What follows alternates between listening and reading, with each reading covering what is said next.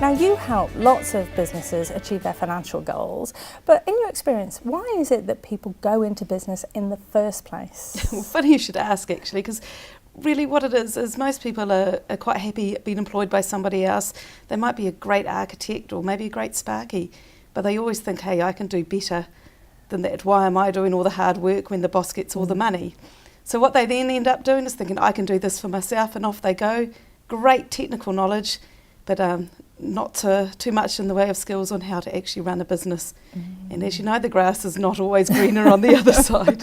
So what kind of problems do they run into? Just basic business management, really, just understanding that running a business is more than just actually getting out there and doing the technical work that it's involved, and just, from HR to operations to finance, just a huge amount. There's a lot to think about, isn't it? Yeah, absolutely. On top of the work that you're doing, there's all of that financial planning stuff. And the dream of just being able to work a few hours and go on lots of holiday with all this lovely money is not always a reality. So what do you think is the problem holding people back? Well, I think they just really don't plan well, I think, at the beginning, and just don't understand what it is that they're trying to achieve, and actually have a way of getting there, a way of getting from A to B. So just good planning, I think, is missing in most small businesses. Okay, so your first tip for somebody setting out in their small business venture would be to do some sort of planning. To do some sort of planning and to get some professional advice as well, absolutely. Okay. And so once you've got your plan in place, what sort of things should you be doing on a weekly, monthly, yearly basis to keep the business rolling? Well, I mean, first of all, you figure out what your end goal is going to be, or how you want to get out of the business. I know it seems a funny topic when you first get into business, but are you planning on being there for 5 years or 10 years, or are you planning for your kids to take it over, or are you planning to get in, build it up and sell it off? So thinking about that end goal, and then just breaking it down backwards from there. And so you break it down maybe into your 5-year goals, your 3-year goals, your 1-year goal, break it right down until you get down to, probably we work on sort of 90-day quarterly goals. Right, okay. And work it from there. And why do you set 90-day goals? That's an interesting number. Why 90 days? It's just, it's long enough to achieve something, and it's short enough so that you don't, I guess, lose sight of it. Absolutely. You're so right, because so many people lose sight of why they got into business in the first place. Oh, absolutely, and they end up working really, really hard for the business, and the business should be working for them. Yeah. And a lot of people only really see their accountant once a year. It's a bit like going to see the dentist, isn't it? It can be, depending on the accountant, yes. Why do you think that is? I think it's, a lot of people are actually scared of going to the accountant. We know a lot more about you than you're probably willing to share. I mean, we see all your financials.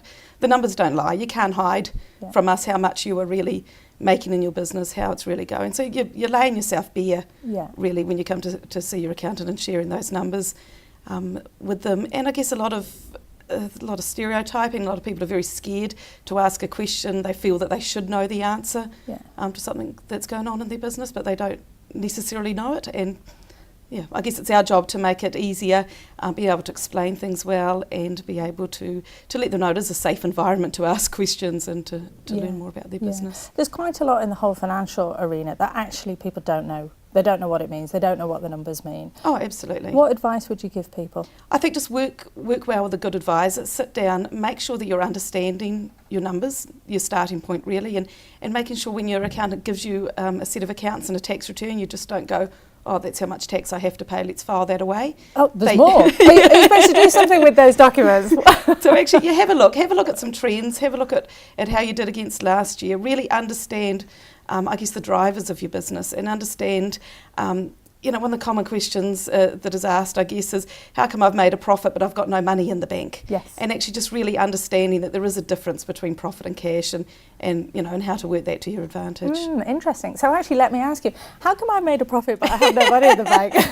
How many people owe you money? How many assets did you buy?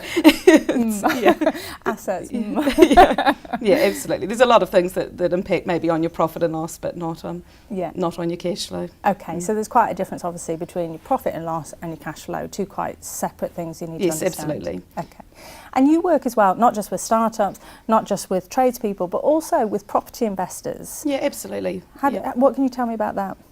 It's just really good for property investors. I mean, it's a great investment vehicle in New Zealand, isn't it? I mean, we all know somebody who has rental properties, and it's, I guess, again, having that big picture, having that plan, making sure, again, that the numbers are working for you, doing some numbers up front and some forecasts up front to make sure it's just not going to be something that you end up tipping money into and into a deep dark hole, just making sure that you are going to get the return on your investment that you want to. And again, having a bit of a plan, either an exit plan or a growth strategy on how you're going to build up your portfolio. Okay, so whether you're in business, whether you're a startup, whether you're a property investor, what would your top 3 tips be?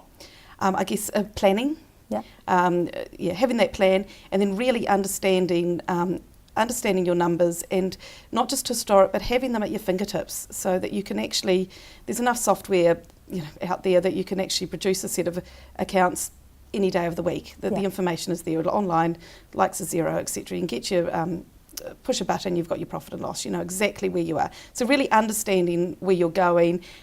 Keeping track of that as well, not just looking at it, but measuring it and monitoring it and making sure you are making a profit each month, and if not, why not? Okay, the big question.